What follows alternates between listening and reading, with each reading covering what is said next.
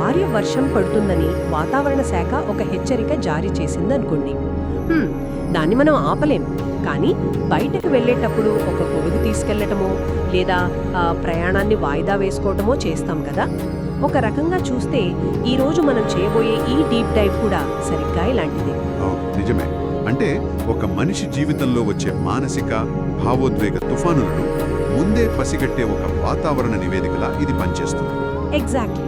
So ఈరోజు మనం విశ్లేషించబోయే సమాచారం ఏంటంటే మే 17, 2026 నుండి మే 24 వరకు కర్కాటక రాశి వారి వనరుల గురించి. అంటే పునర్వసు 4వ పాదం, పుష్యమి, ఆశ్లేష నక్షత్రాల వారి జీవితాల్లో జరగబోయే పరిణామాల గురించి అన్నమాట. రైట్. ఈ వనరులను లోతుగా చదివినప్పుడు ఒక స్పష్టమైన విషయం అర్థమవుతోంది. ఇక్కడ కేవలం లాభనష్టాల లెక్కలు మాత్రమే లేవు. ఒక మనిషి అంతర్గత ప్రపంచం ఎలా ఉండబోతోంది, ఆ అంతర్గత ప్రపంచం బయటి పరిస్థితులను ఎలా ప్రభావితం చేయబోతోంది అనే దానిపై చాలా స్పష్టమైన విశ్లేషణ ఉంది. ముఖ్యంగా ఈ వారం వాళ్ళ ఆలోచన విధానం ఒక రకమైన ట్రాన్సిషన్ ఫేజ్లో ఉంటుంది. ఖచ్చితంగా అండి. ఈ వనరులు చదువుతున్నప్పుడు నాకు మొదటగా తట్టింది వాళ్ల మానసిక వాతావరణం గురించే. కర్కాటక రాశికి అధిపతి చంద్రుడు. చంద్రుడు అనగానే మనకు గుర్తొచ్చేది వేగం, మార్పు. అవును, భావోద్వేగాలు. రైట్. ఈ వారం వాళ్ల మనసులో కుటుంబం, పిల్లలు, భవిష్యత్తు గురించి ఆలోచనలు ఒక ఉప్పెనలా వస్తాయని స్పష్టంగా రాసింది. కానీ ఇక్కడ ఒక ఆసక్తికరమైన కాంట్రాస్ట్ ఏమిటంటే అదే సమయంలో శని ప్రభావం వల్ల పనుల్లో విపరీతమైన జాప్యం జరుగుతుందట. చాలా ఆలస్యం జరుగుతుంది. అంటే ఒకవైపు మనసు రేసుగుర్రంలా పరుగెడుతోంది, ఇంకోవైపు వాస్తవ పరిస్థితులు ట్రాఫిక్ జామ్లో ఇరుక్కున్నట్టు నెమ్మదిగా కదులుతున్నాయి. ఈ రెండు వ్యతిరేక శక్తుల మధ్య బ్యాలెన్స్ చేయడం అసలు సాధ్యమేనా? నిజంగా ఒక పెద్ద సవాలే. మనసు వేగానికి వాస్తవ పరిస్థితుల వేగానికి మధ్య ఉన్న గ్యాపే మనం ఒత్తిడి అంటాం. ఓహో, అంటే ఆ గ్యాప్ వల్లే స్ట్రెస్ వస్తుందన్నమాట. కరెక్ట్. చంద్రుడి ప్రభావం వల్ల ప్రతిదీ త్వరగా అయిపోవాలి, వెంటనే సెక్యూరిటీ ఏర్పడాలి అనే ఆరాటం ఉంటుంది. కానీ శనిగ్రహం లక్షణం వేరు. శని ఎప్పుడూ వేగాన్ని కంట్రోల్ చేస్తాడు. ఈ జాప్యాన్ని చాలామంది ఒక అడ్డంకిగా చూస్తారు, కానీ సైకలాజికల్గా చూస్తే ఈ ఆలస్యం ఒక రకమైన ఫిల్టర్ లాంటిది. ఇక్కడే నాకు కొంచెం భిన్నాభిప్రాయం ఉంది. ఆలస్యం అనేది ఎవరికన్నా చిరాకు పుట్టిస్తుంది. ఈ రోజు అవ్వాల్సిన పని వారం రోజులు పడితే ఎవరైనా ఫ్రస్ట్రేట్ అవుతారు. దాన్ని ఒక ఫిల్టర్ లాగా ఎలా చూడగలం? ఎందుకంటే ఎమోషన్స్ చాలా పీక్లో ఉన్నప్పుడు మనం తీసుకున్న నిర్ణయాలు చాలా వరకు లాజికల్గా ఉండవు. అవును, అది నిజమే. మనం భయంలోనో విపరీతమైన ఆనందంలోనో ఉన్నప్పుడు సరిగ్గా ఆలోచించలేము. అలాంటి సమయంలో పనులు వెంటనే జరిగిపోతే ఆ తప్పుడు నిర్ణయాల తాలూకు పరిణామాలు అనుభవించాల్సి వస్తుంది కదా. రైట్. శని సృష్టించే ఈ జాప్యం మనిషికి ఆలోచించుకోవడానికి సమయాన్ని ఇస్తుంది. మొదటి రోజు వచ్చే చిరాకు 3వ రోజుకి రియాలిటీని అర్థం చేసుకునే ఓర్పుగా మారుతుంది. వావ్, ఇది చాలా బాగుంది. అంటే బ్రేకులు లేని కారుకు ఎదురుగా ఒక స్పీడ్ బ్రేకర్ ఉంటే ఎంత లాభమో ఈ ఎమోషనల్ వేగానికి ఈ జాప్యం కూడా అలాంటిదన్నమాట. ఎగ్జాక్ట్లీ. అందుకే చిన్న విషయాలకు బాధపడడం మానేసి ఓర్పు వహించడం నేర్చుకోవాలి. ఈ ఆలస్యం వాళ్ళని ఒక పెద్ద తప్పు చేయకుండా ఆపుతోందని గ్రహించాలి. చాలా ప్రాక్టికల్గా ఉంది ఈ పాయింట్. అయితే ఈ మానసిక అలజడిని కేవలం ఓర్పుతో మాత్రమే భరించాలంటే కష్టం కాబట్టి వనరులలో కొన్ని ఆధ్యాత్మిక వ్యూహాలను కూడా సూచించారు కదా. అవునవును, రంగులు, అంకెల గురించి చెప్పారు. రైట్. అదృష్ట రంగులుగా తెలుపు, silver, light blue, light green చెప్పారు. అదృష్ట సంఖ్యలు 2, 4, 7 అని చెప్పారు. అయితే ఈ రంగులు ధరించగానే అదృష్టం వరించేస్తుందనడం వెనుకున్న లాజిక్ ఏమిటి? రంగులకు నిజంగా ప్రవర్తనను మార్చే శక్తి ఉంటుందా? రంగులకు అదృష్టాన్ని ఆకాశం నుంచి తీసుకొచ్చే శక్తి ఉండకపోవచ్చు, కానీ మన నాడీ వ్యవస్థను అంటే నర్వస్ సిస్టమ్ను ఎఫెక్ట్ చేసే శక్తి ఖచ్చితంగా ఉంటుంది. దీని వెనుక స్పష్టమైన కలర్ సైకాలజీ ఉంది. ఓహో, సైంటిఫిక్ రీజన్ ఉందంటారా? అవును. తెలుపు, లైట్ బ్లూ, లైట్ గ్రీన్ ఇవన్నీ కూల్ కలర్స్. ఇవి మన మెదడులోని పారాసింపథెటిక్ నర్వస్ సిస్టమ్ను యాక్టివేట్ చేస్తాయి. అంటే హార్ట్ రేట్ను తగ్గించి బాడీని రిలాక్స్డ్ స్టేట్కి తీసుకువెళ్తాయి. అంటే టెన్షన్ను తగ్గిస్తాయి అన్నమాట. కరెక్ట్. తీవ్రమైన ఆలోచనలు ఉన్నప్పుడు ఎరుపు లేదా ముదురు నలుపు లాంటి రంగులు ఆ ఉద్రిక్తతను పెంచుతాయి. అదే ఈ లేత రంగులు చూసిన ప్రతిసారి మనసు కాస్త శాంతిస్తుంది. అర్థమైంది. ప్రశాంతమైన వాతావరణాన్ని క్రియేట్ చేసుకోవడమే దీని ఉద్దేశం. ఇక ఆధ్యాత్మిక విషయాలకొస్తే సోమవారం శివాలయంలో పాలు లేదా నీటితో అభిషేకం, 108 సార్లు ఓం నమ శివాయ్ జపం చేయాలని ఉంది. పౌర్ణమి రోజు చంద్రుడికి పాలు నైవేద్యం పెట్టాలన్నారు. ఇవన్నీ ఒకెత్తు అయితే శుక్రవారం దుర్గాదేవికి కుంకుమార్చన చేసి నిమ్మదీపం వెలిగించాలని సూచన ఇంకొకెత్తు. అవును, అది చాలా స్పెసిఫిక్గా చెప్పారు. ఈ రోజుల్లో ఇలాంటి ఆందోళనలు ఉన్నప్పుడు థెరపీకో కౌన్సిలింగ్కో వెళ్ళమంటారు. కానీ గుడికెళ్ళి నిమ్మదీపం వెలిగించడం లాంటివి మూఢనమ్మకాలని కొట్టిపారేసే అవకాశం ఉంది కదా. దీన్ని లాజికల్గా ఎలా విశ్లేషించగలం? ఇది చాలా మంచి ప్రశ్న. మనిషి ఎప్పుడూ తన కంట్రోల్లో లేని విషయాల గురించే భయపడతాడు. భవిష్యత్తులో ఏం జరుగుతుందో తెలియని ఆ ఇన్సెక్యూరిటీ. థెరపీ అనేది ఖచ్చితంగా అవసరమే, కానీ అందరికీ అది అందుబాటులో ఉండకపోవచ్చు. నిజమే. ఈ ఆచారాలను ఒక సైకలాజికల్ టూల్గా చూడండి. ఒక మనిషి లోపల విపరీతమైన ఆందోళన ఉన్నప్పుడు ఆ ఆందోళనను బయటకు తీసి ఒక భౌతికమైన వస్తువుపై ఫోకస్ చేయడం దీని ఉద్దేశ్యం. నిమ్మదీపం వెలిగించడం అనే ప్రాసెస్లో ఒక ఫిజికల్ ఎఫర్ట్ ఉంది, ఒక ఫోకస్ ఉంది. ఓహో, అంటే ఆ క్షణం వాళ్ళ దృష్టి ఆ పని మీదే ఉంటుంది. కరెక్ట్. నేను నా భయాలను ఈ దీపంతో పాటు వదిలేస్తున్నాను అని బ్రెయిన్కు ఇచ్చే ఒక బలమైన సిగ్నల్ అది. అంటే కంటికి కనిపించని భయాన్ని కంటికి కనిపించే ఒక ఆచారంగా మార్చి దాన్ని కంట్రోల్ చేయడం అన్నమాట. ఎగ్జాక్ట్లీ. ఇది ఒక ప్లేసిబో ఎఫెక్ట్ లాగా కూడా పనిచేయవచ్చు, కానీ వర్కౌట్ అవుతుంది. అలాగే వారంలో 2-3 సార్లు నవగ్రహాలకు 11 ప్రదక్షిణలు చేయడం అనేది కేవలం భక్తి మాత్రమే కాదు. ఇంకేముంది అందులో? అది ఒక డిసిప్లిన్. ప్రతిరోజు ఒకే సమయానికి గుడికి వెళ్ళి నడవడం అనేది ఫిజికల్ ఎక్సర్సైజ్. అలాగే ఆలోచనలను ఒక ఆర్డర్లో పెట్టుకునే అవకాశం ఇస్తుంది. ఒక రకంగా చెప్పాలంటే మనసుకు ఇది ఒక రీసెట్ బటన్ లాంటిది. అబ్బా, ఈ పాయింట్ చాలా అద్భుతంగా ఉందండి. అంతర్గత గందరగోళాన్ని బయటి ఆచారాల ద్వారా సెట్ చేసుకోవడం. సో ఇప్పుడు ఈ వ్యూహాలు దైనందిన జీవితం మీద, ముఖ్యంగా ఆర్థిక విషయాల మీద ఎలా ప్రతిఫలిస్తాయో చూద్దాం. తప్పకుండా. ఇక్కడ వనరులు ఒక విచిత్రమైన పరిస్థితిని సూచిస్తున్నాయి. ఆదాయం అయితే స్థిరంగా ఉంటుంది, ఆగిపోయిన డబ్బు కూడా తిరిగి రావచ్చు. భూమి లేదా ఆస్తులకు సంబంధించిన బ్యాంకు పనులు పూర్తవుతాయి. పాజిటివ్గానే ఉంది కదా. అక్కడే ఉంది ట్విస్ట్. అదే సమయంలో కుటుంబ అవసరాల కోసం ఖర్చులు విపరీతంగా పెరుగుతాయట. ఇక్కడ ఒక మాట స్పష్టంగా రాశారు: ఇమోషనల్ స్పెండింగ్ చేయకూడదు, ఇతరులకు ఫైనాన్షియల్ గ్యారంటీలు ఇవ్వకూడదు అని. అవును, చాలా గట్టి వార్నింగ్ అది. ఈ ఎమోషనల్ స్పెండింగ్ అనే సమస్య మనకు రోజూ కనిపించేదే కదా. రాత్రిపూట నిద్ర పట్టక ఫోన్ తీసి అవసరం లేకపోయినా ఆన్లైన్లో ఏదో ఒకటి ఆర్డర్ చేసేయడం. ఈ వారం వీరికి ఈ ముప్పు ఎందుకు ఎక్కువగా ఉంది? ఎందుకంటే మనం ముందే మాట్లాడుకున్నట్లు ఈ వారం వాళ్ళ భావోద్వేగాలు చాలా తీవ్రంగా ఉంటాయి. బాధ, కోపం లేదా విపరీతమైన సంతోషం ఉన్నప్పుడు బ్రెయిన్ డోపమైన్ కోసం వెతుకుతుంది.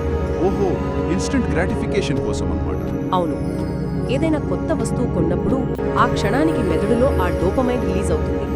దాంతో తాత్కాలికంగా ఒక రిలీఫ్ వస్తుంది, కానీ అది బ్యాంక్ బ్యాలెన్స్ను దెబ్బతీస్తుంది. ఇక ఫైనాన్షియల్ గ్యారంటీలు ఇవ్వడం విషయానికి వస్తే సహజంగానే వీరికి ఇతరులను ఆదుకోవాలనే గుణం ఎక్కువ. సింపతి ఎక్కువ చూపిస్తారు. కరెక్ట్. ఈ వారం ఆ సానుభూతి మరింత పీక్స్కి వెళ్తుంది. ఎవరో కష్టాల్లో ఉన్నారని తెలియగానే రేపటి వాళ్ల ఆర్థిక భద్రతను ఆలోచించకుండా ఈరోజు హామీ ఇచ్చేస్తారు. అందుకే వనరులు అంత ఖచ్చితంగా హెచ్చరిస్తున్నాయి. రైట్. సానుభూతి ఉండాలి, కానీ అది మన పునాదులను కదిలించేలా ఉండకూడదు. ఇది వాస్తవానికి చాలా దగ్గరగా ఉన్న హెచ్చరిక. అయితే ఉద్యోగస్తుల విషయానికొస్తే పని ఒత్తిడి, బాధ్యతలు పెరుగుతాయని పై అధికారులతో జాగ్రత్తగా మాట్లాడాలని వనరులు చెబుతున్నాయి. అంటే అక్కడ కూడా ఆ ఎమోషనల్ కంట్రోల్ చాలా అవసరం. అవును, కానీ నన్ను బాగా ఆలోచింపచేసిన విషయం ఏంటంటే వ్యాపారస్తుల గురించి ఇచ్చిన report. Food business, home decoration మరియు క్లాత్ బిజినెస్ చేసేవారికి ఈ వారం అత్యంత అనుకూల సమయమని, లాభాలు వస్తాయని ఉంది. ఇన్ని రకాల వ్యాపారాలు ఉండగా సరిగ్గా ఈ మూడింటినే ఎందుకు ప్రస్తావించారు? దీని వెనుక ఏమైనా కనెక్షన్ ఉందా? ఇక్కడే మనం ఇన్ఫర్మేషన్ కనెక్ట్ చేయాలి. ఈ వారం ఈ రాశి వారు దేని గురించి ఎక్కువ ఆలోచిస్తున్నారు? కుటుంబం, భవిష్యత్తు గురించి. కరెక్ట్. ఒక మనిషి కుటుంబం పట్ల ఎక్కువ ఫోకస్ పెట్టినప్పుడు వాళ్ళు ఎక్కువగా దేనిపై ఖర్చు చేస్తారు? మంచి ఆహారం తినడానికి, అంటే ఫుడ్. తమ ఇల్లు ప్రశాంతంగా ఉండటానికి అంటే హోమ్ డెకరేషన్, రైట్. మరియు కుటుంబ సభ్యులకు అవసరమైన వస్తువులు కొనడానికి అంటే క్లాత్స్. సో వాళ్ళ సైకలాజికల్ స్టేట్ ఏదైతే ఉందో అదే వాళ్ళ ఖర్చుల ప్యాటర్న్ను డిసైడ్ చేస్తుంది. ఈ రాశి వాళ్ళు మూకుమ్మడిగా గృహావసరాల వైపు దృష్టి పెట్టినప్పుడు ఆటోమేటిక్గా ఆ బిజినెస్లకు డిమాండ్ పెరుగుతుంది. వావ్, ఇది వినడానికి చాలా లాజికల్గా ఉంది. అంటే మనుషుల ఆలోచన విధానమే మార్కెట్ను శాసిస్తుందన్నమాట. ఒక మైక్రో ఎకనామిక్ సైకిల్ లాగా. ఎగ్జాక్ట్లీ అదే జరుగుతోంది అక్కడ. ఇక కుటుంబం గురించి ఇంత మాట్లాడుతున్నాం కాబట్టి ఆ బంధాలు ఎలా ఉండబోతున్నాయో లోతుగా చూద్దాం. ఇంట్లో శుభకార్యాల చర్చలు జరుగుతాయని, తల్లిదండ్రుల ఆశీర్వాదం లభిస్తుందని ఉంది. దాంపత్య జీవితంలో బంధం పెరుగుతుందని చెప్పారు.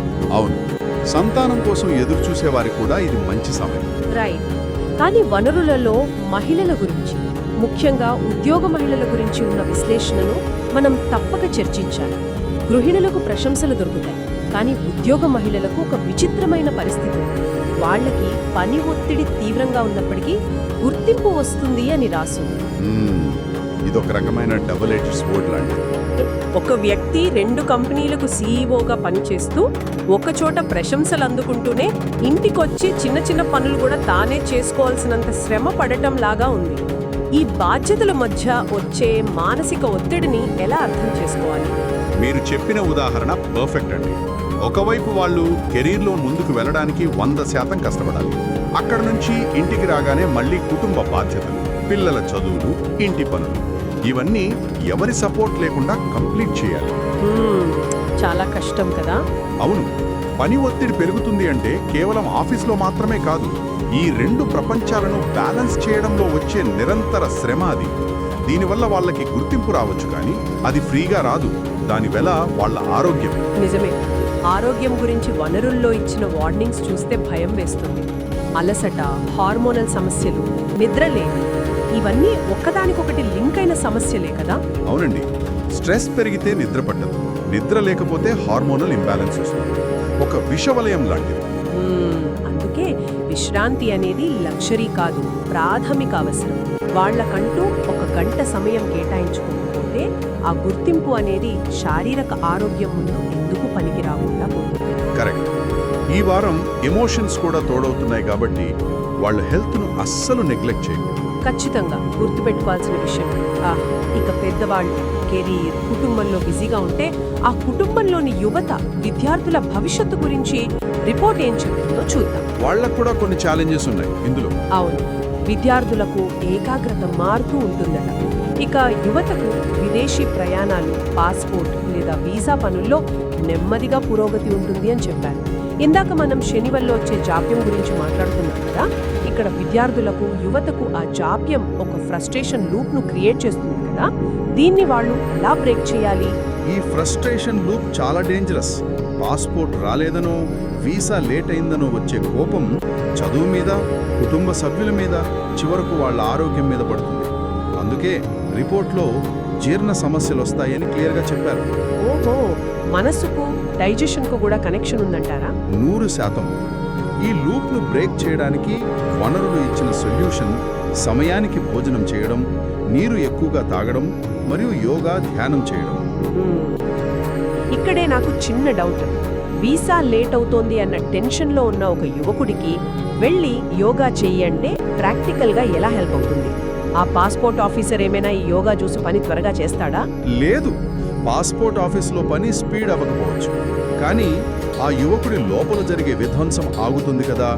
యోగా లేదా ధ్యానం అనేవి బయటి పరిస్థితులను మార్చే మ్యాజిక్ ట్రిక్స్ కావు. అవి మన బాడీలో స్ట్రెస్ హార్మోన్ అయిన కార్టిసాల్ను కంట్రోల్ చేసే సాధనాలు. Make sense. బయట ఒక పని మన చేతుల్లో లేనప్పుడు మన కంట్రోల్లో ఉన్న ఏకైక విషయం మన శరీరం, మన శ్వాస. ధ్యానం ద్వారా ఆ ఆందోళనను తగ్గించుకుని ఆ ఖాళీ సమయంలో స్కిల్స్ను ఎలా పెంచుకోవాలో ఆలోచించగలరు. ఇంత బాగా చెప్పారు.